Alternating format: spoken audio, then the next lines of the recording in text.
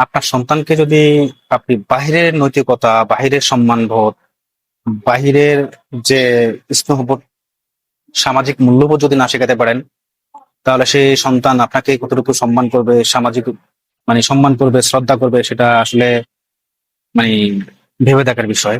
কারণ আপনার সন্তানকে যদি আপনি মূল্যবোধ শেখাতে না পারেন, যে অধ্যবসায় শেখাতে না পারেন, যদি আপনি না শেখাতে পারেন নৈতিকতা, সামাজিকতা যদি না শেখাতে পারেন, ভদ্রতা যদি না শেখাতে পারেন, শালীনতা যদি না শেখাতে পারেন, তাহলে আপনি সন্তানের মা বাবা হিসাবে আপনি ব্যর্থ।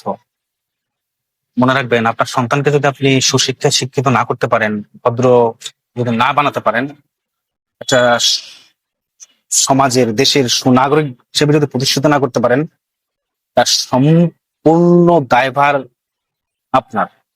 আবার সঠিকভাবে যদি আপনি আপনার সন্তানকে যদি সুন্দরভাবে যদি সমাজের একজন সুনাগরিক হিসেবে প্রতিষ্ঠিত করেন, তারও সম্পূর্ণ দায়ভার কিন্তু আপনার।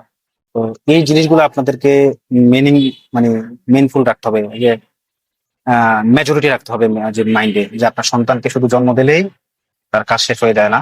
তার প্রতি দায়িত্ব আপনার অনেক বেশি। তো আপনার সন্তানকে আপনি প্রপার গাইড করুন। আপনার সন্তানকে আপনার নৈতিকতা, ভদ্রতা, সম্মান, তারপর শালীনতা, এগুলা শিক্ষা দেন। একাডেমিক পড়াশোনার পাশাপাশি নৈতিকতা, ধর্মীয় শিক্ষা দিন। ধর্মীয় শিক্ষা দীক্ষিত করেন, আল্লাহ ভীরুতা শিখান। আশা করি আপনার সন্তান, প্রত্যেকটা সন্তান যার যার জায়গা থেকে আমাদের দেশের সুনাগরিক হিসেবে প্রতিষ্ঠিত হবে। এতটুকুই মানে আর্জি করি আর কি।